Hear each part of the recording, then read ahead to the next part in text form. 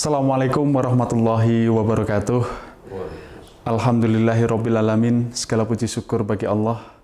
Alhamdulillah kita diberikan kenikmatan, kesehatan, dan hidayah menetapi agama Islam ini, sehingga kita bisa kembali menjumpai bulan Ramadan 1442 Hijriah atau 2021 Masehi ini dengan keadaan sehat walafiat tanpa kurang satu apapun.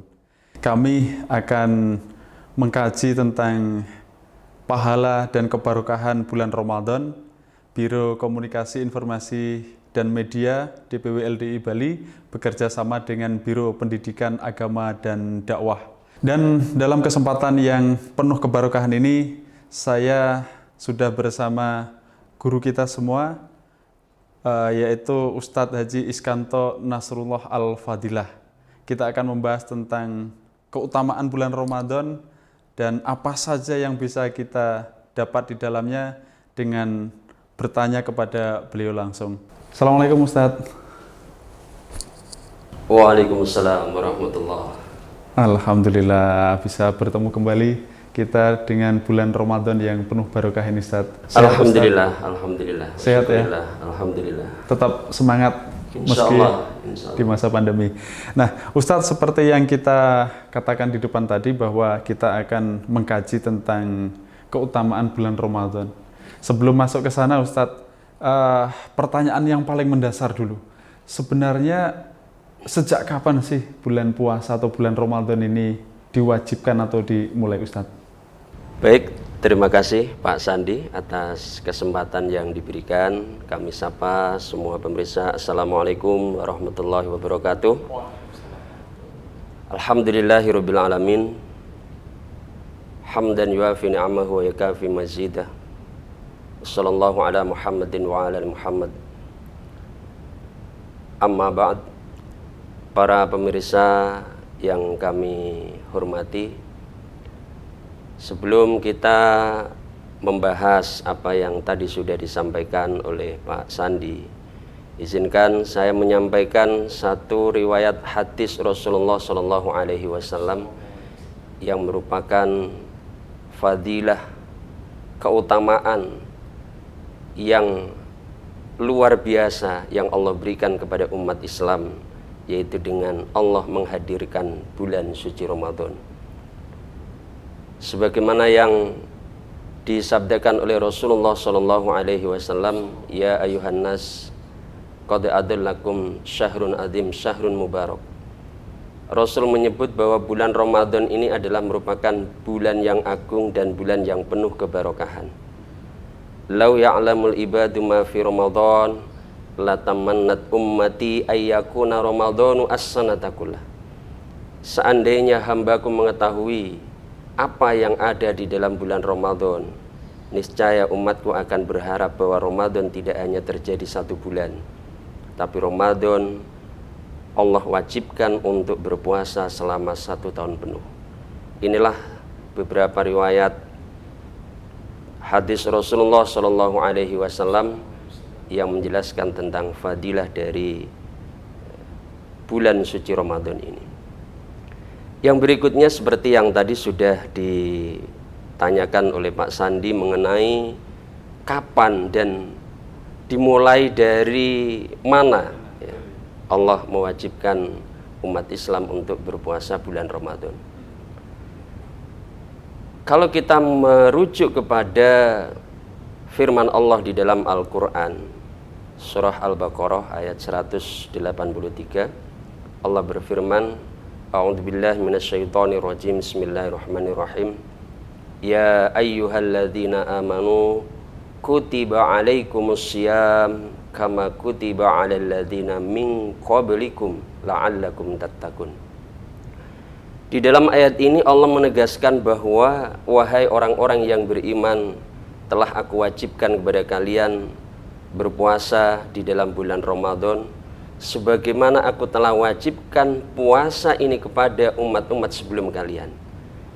Ini artinya bahwa kewajiban hambanya untuk berpuasa itu tidak hanya diawali dari umat Islam, umat Nabi Muhammad, Tapi Allah menyebutkan di dalam firman-Nya, di dalam ayatnya itu, bahwa kewajiban untuk berpuasa ini juga telah Allah wajibkan kepada umat-umat sebelum Nabi Muhammad. Nah, kalau dilihat dari ayat tersebut bisa disimpulkan bahwa memang Allah mewajibkan untuk berpuasa ini. Umat-umat sebelum Nabi Muhammad juga punya kewajiban untuk berpuasa. Namun dalam praktek dan pelaksanaan berpuasanya ini tentu tidak sama antara umat sebelum Nabi Muhammad dengan umat Nabi Muhammad. Nah, Pak Sandi, sesuai dengan yang tadi sudah disampaikan dan juga sudah ditanyakan, bahwa Allah mewajibkan berpuasa ini berlaku, atau ketetapan untuk kewajiban puasa ini berlaku untuk umat-umat sebelum Nabi Muhammad dan juga kepada umat Nabi Muhammad. Diawali dari apa? Diawali berlakunya kewajiban untuk umat Nabi Muhammad ini adalah diawali dengan turunnya surat Al-Baqarah ayat 183. Ya ayyuhalladzina amanu kutiba alaikumusiyam kama kutiba alal ladzina min qablikum la'allakum tattaqun. Maka semenjak turunnya ayat ini, kalau dalam riwayat disebutkan bahwa turunnya ayat ini adalah pada masa tahun Hijriah kedua. Jadi ketika Nabi hijrah ke Madinah tahun kedua, barulah kemudian Allah menurunkan kewajiban untuk berpuasa di dalam bulan Ramadan. Masa awal-awal Islam Pak Ustadz berarti ya? Betul. Ya, sebenarnya pada masa awal, bukan awal Islam tapi awal hijrah. Ya, awal hijrah ke Madinah. Berikutnya Pak Ustadz, tadi riwayatnya, sejarahnya dari sebelum Nabi, masuk Nabi sampai hijrah turun Al-Baqarah tadi, kefadilahan atau keutamaan dari puasa Ramadan ini Pak Ustadz, bisa dijelaskan? Oke, terima kasih. Di dalam banyak riwayat hadis menjelaskan tentang keutamaan-keutamaan puasa Ramadan. Ini sangat luar biasa. Dari sisi pahala, Allah sendiri yang menyebutkan as-saumu li wa ana ajzi bih. Puasa adalah untukku dan aku sendiri yang akan membalas puasa ini. Adapun kebaikan-kebaikan selain dari puasa, sebagaimana yang disabdakan oleh Rasulullah SAW, tentu akan ada lipatan yang tidak sama dengan lipatan-lipatan kebaikan yang dikerjakan di luar bulan Ramadan. Dalam salah satu riwayat Nabi mengatakan, fattaku syahr Ramadan fa innal hasanati tudha'afu fihi ma la tudha'afu fi ma siwah wa kadzalikas sayyi'at. Jadi kebaikan-kebaikan yang ada di dalam bulan Ramadan ini oleh Allah akan dilipat gandakan, yang tidak sama dengan lipatan kebaikan di luar bulan Ramadan. Begitu juga dengan kejelekan-kejelekannya, juga akan dilipat gandakan oleh Allah. Tapi khusus untuk pahala puasa ini, Allah sendiri tidak menyampaikan dan tidak pernah menjelaskan kepada Nabi dan juga kepada para malaikat berapa nilai dan pahala yang akan didapatkan. Maka kata Allah, as-saumu li wa ana ajzi bih. Puasa adalah untukku dan aku sendiri yang akan membalasnya, kata Allah demikian. Sahabat Ikram, banyak sekali tadi penjelasan tentang riwayat berpuasa, kemudian pahalanya. Ini kalau kita kaji lebih dalam lagi Pak Ustadz, selain pahala yang begitu besar yang kita dapatkan dan yang tidak mungkin kita dapatkan di bulan Ramadan, puasa Ramadan ini apakah ada manfaat untuk kesehatan tubuh? Misalkan dengan puasa selain mendapat pahala, maka kita juga mendapatkan kesehatan Pak Ustadz. Banyak riwayat hadis yang bisa menjelaskan tentang apa manfaat jasmaniah, ya, manfaat secara fisik terhadap diri kita, terhadap fisik kita dengan kita melaksanakan puasa, baik itu dalam puasa Ramadan maupun di luar Ramadan. Sunnah maksudnya Pak Ustadz? Puasa-puasa sunnah. Banyak sekali manfaat yang bisa kita dapatkan. Salah satu sandaran hadis yang menyebutkan bahwa puasa itu akan bisa menjadikan orang justru semakin sehat. Nabi bersabda dalam salah satu hadis, dalam salah satu riwayat, Hadisnya adalah sumu tasihhu. Ya, berpuasalah kalian maka kalian akan sehat, kata Nabi demikian. Kemudian kalau kita merujuk dan melihat sejarah, ya, pernah ada pada suatu saat ya, Nabi berkirim surat kepada raja di Mesir pada awal-awal Islam.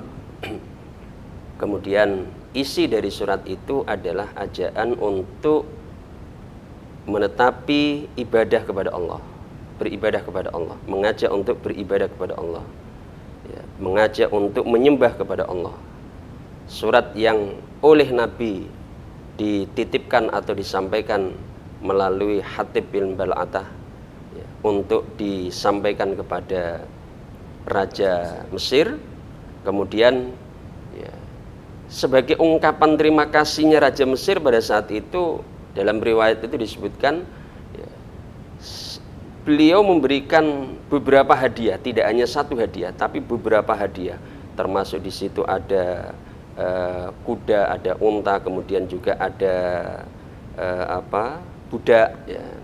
Ada 2 budak yang juga dihadiahkan. Dalam satu riwayat disebutkan 2 budak, ada yang di lain riwayat juga disebutkan 3 budak. Yang satu budak ini kebetulan profesinya adalah seorang tabib ya, seorang tabib itu pengobatan ya, dia punya keahlian dalam hal pengobatan. Kemudian oleh Nabi ya, yang diterima oleh Nabi justru budak yang tidak punya keahlian, yang bernama Maria Al-Qibtiyah. Dia diterima oleh Nabi, kemudian sampai akhirnya dalam riwayat ya, perjalanannya adalah kemudian dinikah oleh Nabi, dimerdekakan oleh Nabi, kemudian dinikah oleh Nabi, dan sampai akhirnya punya keturunan yang bernama Ibrahim, yang di usia kecilnya juga oleh Allah dipanggil, sehingga putra Nabi ya, dari Maria ya, tidak hidup sampai dewasa. Nah, ketika Nabi ditanya oleh sahabat, kenapa engkau tidak menerima budak yang punya profesi sebagai tabib? Jawabnya Nabi sangat simpel dan sangat sederhana, yaitu manfaat dari puasa. Beliau mengatakan, kami tidak takut sakit karena kebiasaan kami adalah tidak makan sebelum lapar dan berhenti makan sebelum kenyang. Artinya bahwa Nabi sudah mempunyai satu kebiasaan untuk berpuasa. Kira-kira itulah manfaat yang secara jasmani yang bisa kita dapatkan dari kita berpuasa. Insya Allah, luar biasa sekali. Bahkan beberapa di dunia kesehatan beberapa kali ini Pak Ustadz, sebelum operasi diwajibkan untuk berpuasa dulu karena manfaatnya luar biasa. Nah ini lagi Pak Ustadz, ketika pahala puasa sudah kita dapatkan, manfaat untuk fisik kita, untuk badan kita dapat. Sekarang ketika kita mampu berpuasa nih Pak Ustadz, sehat kuat, tapi kemudian kita tidak mau berpuasa, ada nggak ini ancaman dosanya atau sanksinya Pak Ustadz? Baik Pak Sandi, ada satu hadis yang cukup memberikan satu ancaman yang tegas dan keras dari Rasulullah SAW, bahwa orang yang meninggalkan puasa itu oleh Nabi sudah dikatakan berarti dia telah merobohkan pondasi Islam ya, karena pondasi Islam itu dibangun atas syahadat, sholat, zakat, puasa, dan haji bagi orang yang mampu. Nah, ketika salah satu dari pondasi ini tidak dia tegakkan, maka Islam akan roboh, Islamnya akan roboh. Apalagi ya, kalau kita melihat tentang pahala satu hari saja dalam bulan Ramadan yang dia abaikan, yang dia tinggalkan, sangatlah rugi bagi orang yang tidak melaksanakan puasa tanpa adanya udzur yang dibenarkan oleh syar'i. Dalam hadis Rasulullah SAW bersabda, man aftara yauman min Ramadan min ghairi udhrin wala maradin lam yaqdihi siyamud dahr wa in shamahu.